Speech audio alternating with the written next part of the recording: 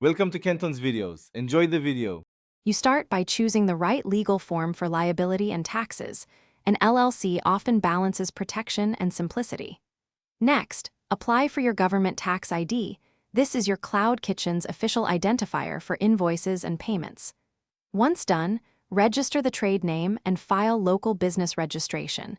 Make sure you submit health department applications early because inspections can delay opening. Finally, prioritize any food service licenses and basic municipal permits so you can legally sign contracts and onboard platforms. Now create platform identities.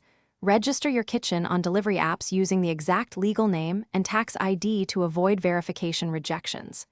Simultaneously, compile compliance documents, food safety certificate, kitchen address proof, and owner ID, because platforms and regulators cross-check them.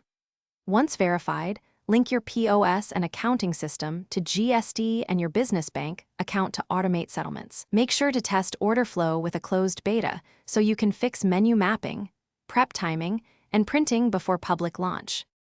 To finish, complete platform live verifications and run initial deliveries to validate fulfillment and timings. You want clean first impressions. After launch, monitor payouts, commissions, customer ratings, and any regulatory inspection notices so you can adjust pricing, staffing, or processes. If listings are rejected or ID mismatch, recheck submitted documents, contact platform support, and provide an affidavit if necessary. Keep a checklist of each platform's document requirements to resolve issues faster and prevent recurring delistings. Thanks for watching. Consider subscribing if we helped you.